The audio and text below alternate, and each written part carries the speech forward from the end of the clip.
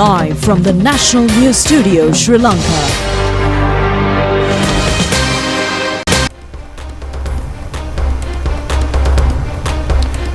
Welcome to the news broadcast of the most prestigious station of Sri Lanka. This is Sri Lanka Rupavahini Corporation. I am Siobhan Pereira.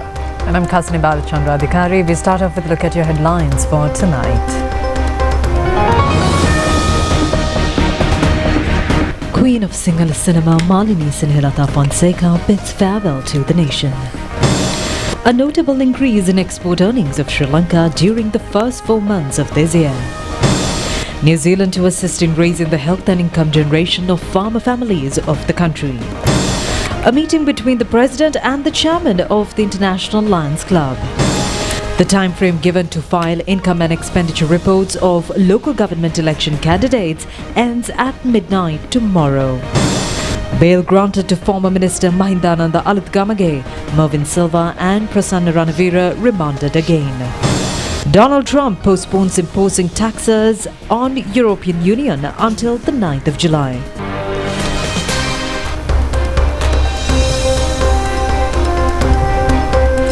And we move on to those and other stories in detail. In your top local story tonight, President Andrew Kumar Dissanayake met with Fabricio Oliveira, International President of Lions Club International, at the Presidential Secretariat today to discuss strengthening collaboration on youth, mental health and social welfare initiatives in Sri Lanka.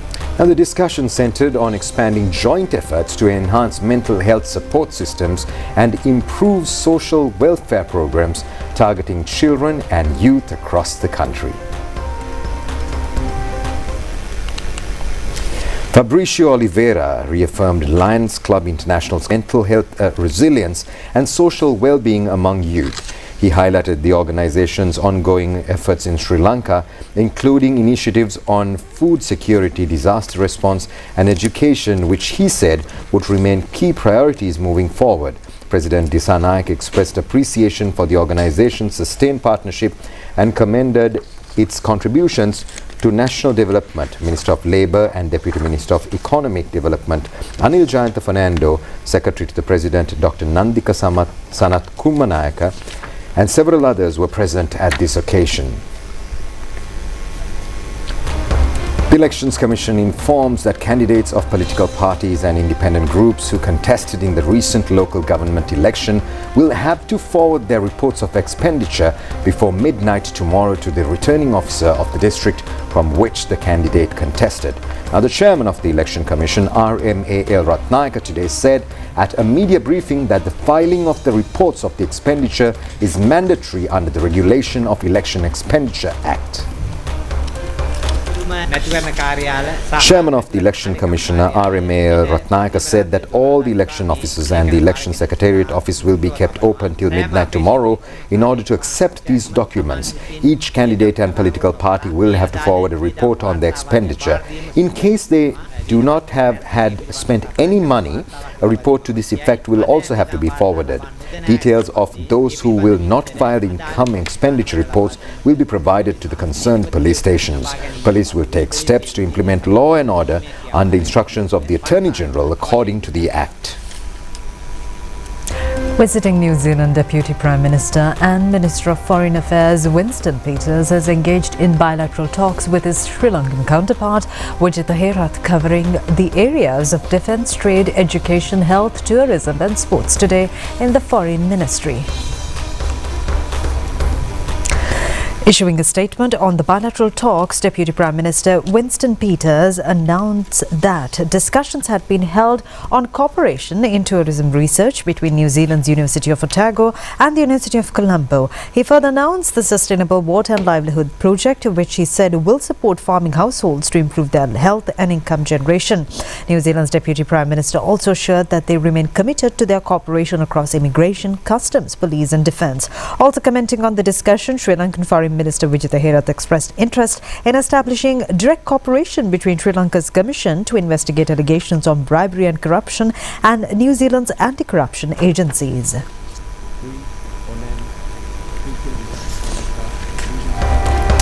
In more local news, imprisoned former Minister Mahindananda Alutgamage was released today on bail under the order of the Colombo Magistrates Court. Former Minister Mahindananda Ludgamage has been alleged of importing a substandard organic fertilizer shipment during the previous government. His foreign travel was also banned, and the Colombo Chief Magistrate Tanuja Lakmali ordered him to surrender his passport to the court. The case against former Minister Wimal Veerawansa, including 6 other defendants, has been ordered to be deferred until the 23rd of June by the Colombo Chief Magistrate Tanuja Lakmali today in connection with protesting in front of the Office of the United Nations at Tummulla in Colombo, blocking the road when the then Commissioner of Human Rights of the United Nations, Prince Zaid Al Hussein, was touring Sri Lanka in 2016. The court hearing against 3 defendants was taken up today by the Colombo High Court on allegations of incurring a loss to the government by engaging a group of employees of Satosa in political activities by removing them from their official duties when Johnston Fernando was the Minister of Trade from 2010 to 2014. Evidence was recorded from witnesses and further hearing has been adjourned. The case of the hearing was taken up today on Skype against suspects including former Minister Mervyn Silva and former Minister of State Prasanna Ranavira, facing allegations of preparing a fraudulent deed and selling a government land situated in the Kiribathgoda area. Mahara Magistrate Kanchana N. Silva, after considering the facts presented before the court, ordered to be further remanded the suspects until the 9th of June. The Colombo Magistrates Court today ordered to remand a coordinating secretary of former Minister Keheli Rambukvela Nishanta Bandara until the 3rd of June, when they produced before the Colombo Chief Magistrate Tanuja Lakmali after being taken into custody. The final rites of the late Queen of Sinhala cinema Malini Fonka was performed at the Independence Square in Colombo today in the afternoon with state honours amidst thousands of grieving fans and artists.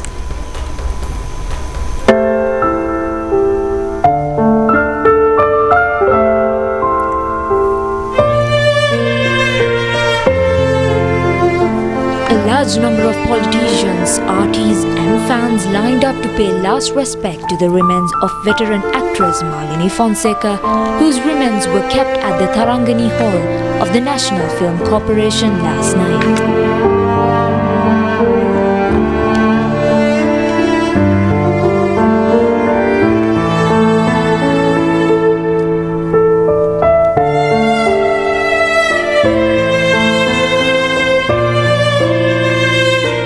President Anudakumara Disanayake also paid his last respects to the late Malini Fonka last night. Later, the President expressed his condolences to the relatives of the family of the late veteran actress. The President also had a friendly chat with artists who were present there.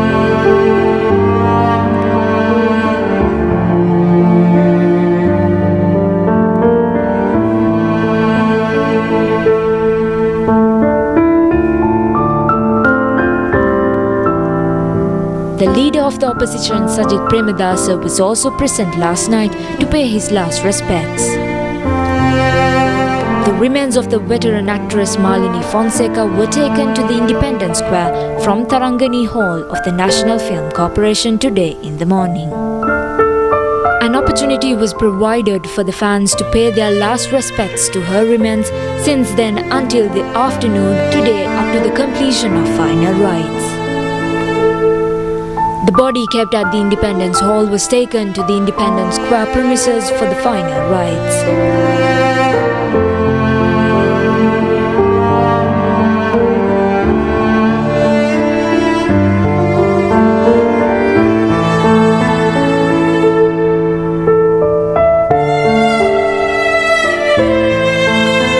A large gathering of artists and fans along with the general public paid their respects to her mortal remains.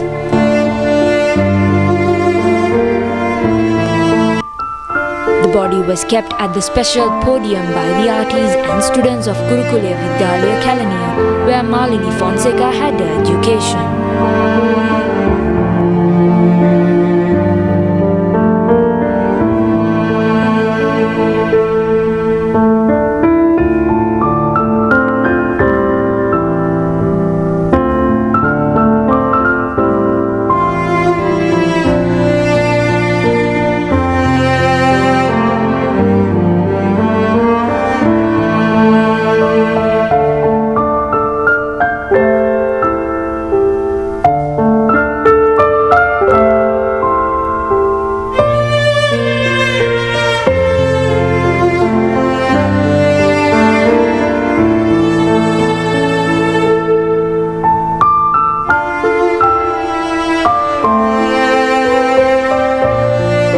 welcome speech was delivered by the veteran actress Anuja Veerasinghe.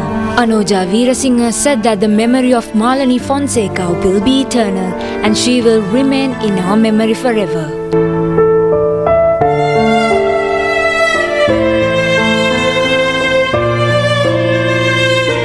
Venerable Kirinde Assaji Thera led the offering of Mataka Vastra and the Buddhist religious observances.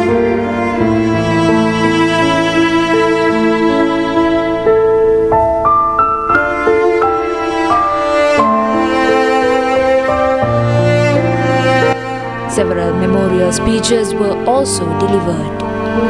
Veteran actor Dr. Ravindra Randhaniya said that the void created by this loss is hard to be filled. An actress of this caliber will not come even after 100 years.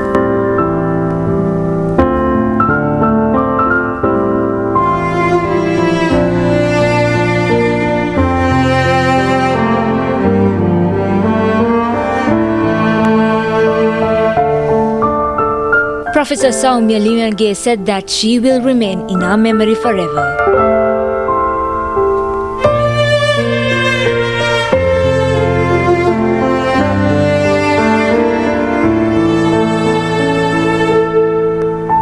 The message of condolence of President Anil Kumar Dissanayake was presented by Prime Minister Dr. Harini Amarasuriya. Prime Minister Dr. Harini Amarasuriya said that the cinema can be broadly classified into three streams as popular cinema, narrative cinema and artistic cinema. Malini Fonseca was a rare actress who triumphed in all three domains. In this regard, she is rightfully considered a treasure of Sinhala cinema. Today, the entire nation mourns for her loss with genuine grief. Her achievements were not merely personal victories, but triumphs for all Sri Lankans. The honours bestowed upon her were, in truth, honours bestowed upon the country through her. No one under any circumstance can diminish or devalue her monumental contribution. As she departs from this world, both the nation and the people remember her with profound respect. She now takes her place as an immortal figure in Sri Lankan history, a memory that will never fade. We truly feel that we are bidding farewell to a powerful force that elevated the cultural life for us all. In this moment of mourning, we offer her the heartfelt gratitude and reverence of an entire nation.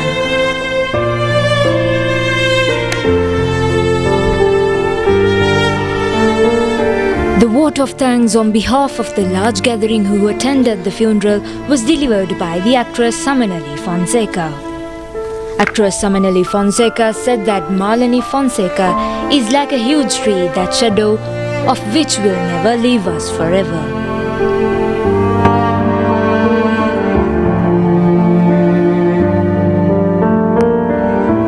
The body of the Queen of Sinhala cinema, Malini Senehelatha Fonseca, was taken later to the funeral pyre, where it was lit up amidst profound grief of thousands of fans.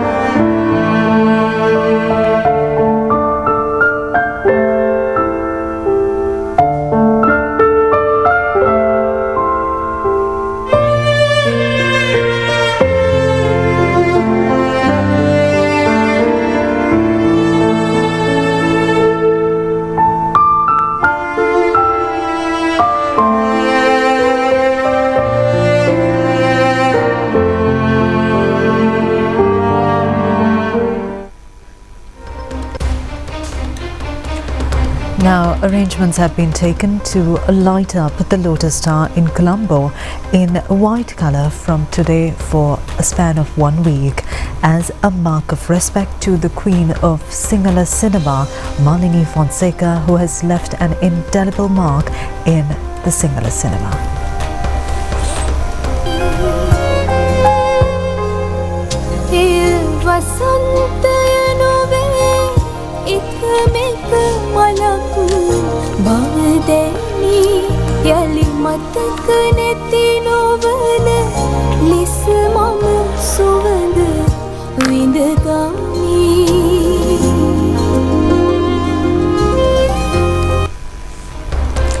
Now, the export earnings of Sri Lanka during the first 4 months of 2025 has gone up to $5.5 billion, recording a 6.9% increase compared to the same period last year. According to the Sri Lanka Export Development Board, this has also recorded a strong continuous progress in the export sector in the country.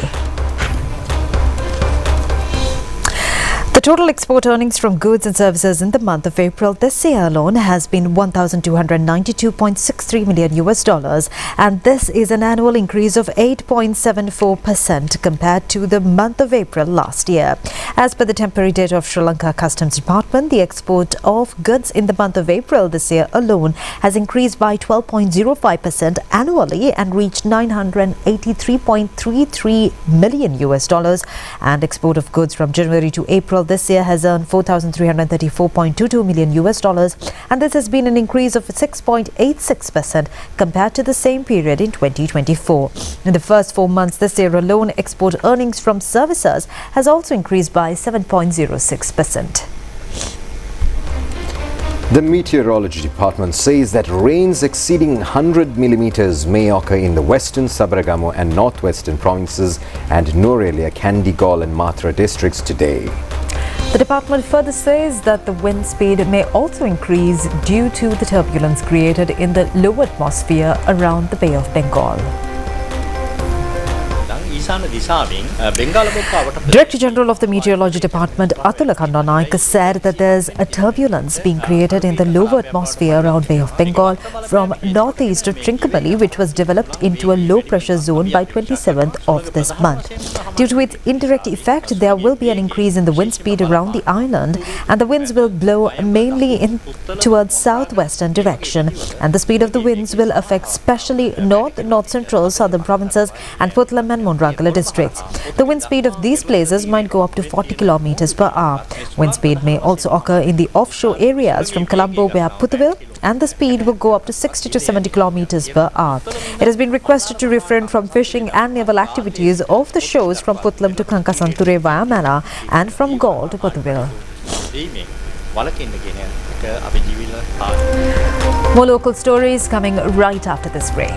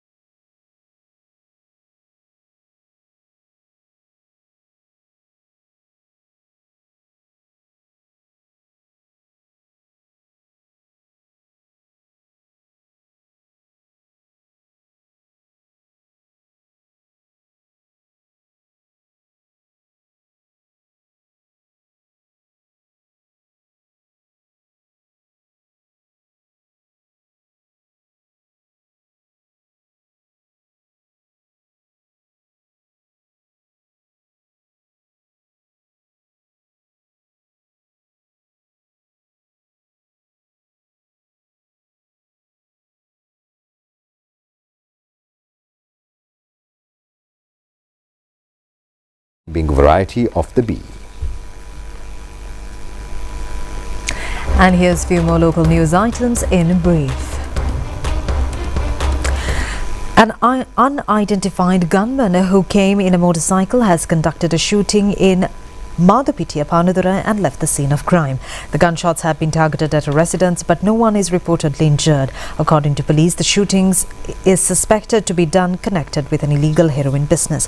The ambassador of Israel, Ravin Javier Azar, met Speaker Dr. Jagat Vikramaratne recently. Attention was paid to further expanding cooperation between the two countries in tourism, agriculture, science, digital technology, investments, medical and other main areas during the meeting. New Vice-Chancellor of the University of Colombo, Professor Indika Karnatilaka, took up his duties today. He is the 20th Vice-Chancellor of the Colombo University. Foreign news on the other side of this break.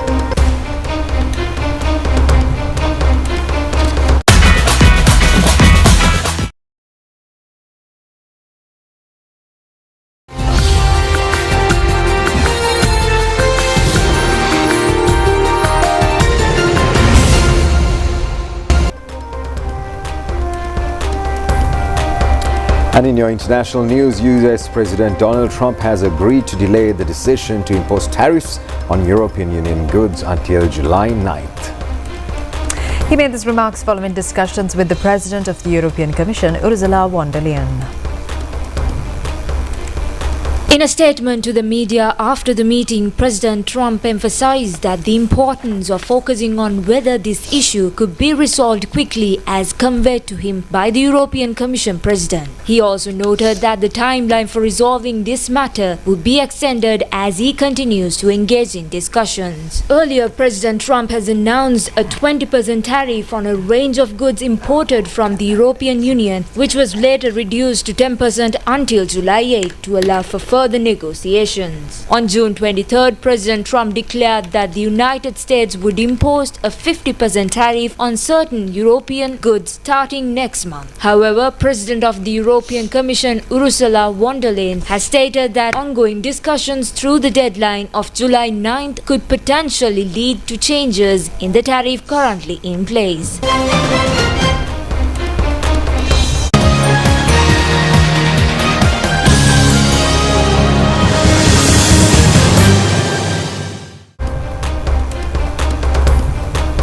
And in sports news tonight, Lahore Qalandars team was able to win the championship in Pakistan Super League T20 cricket tournament due to exceptional batting skills of Kusaljanit Pereira.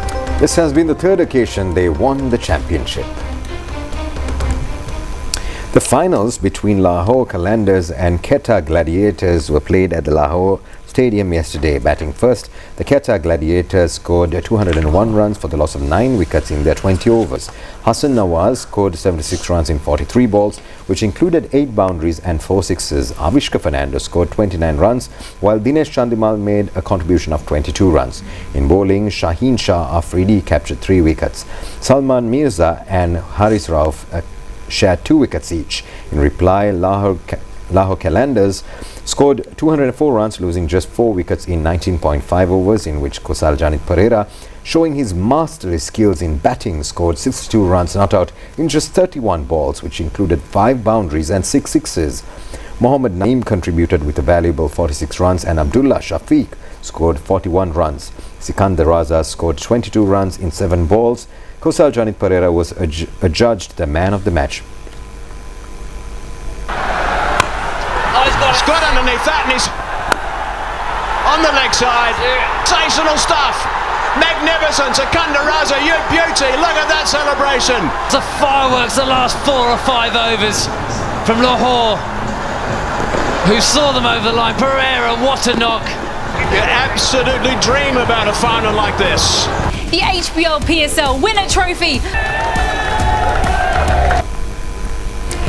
And that was a look at the news here at Sri Lanka Rupavahini Corporation. I've been Siobhan Pereira together with Kasuni Balachandra Adhikari. Wish you a very happy evening. Take care. Good night.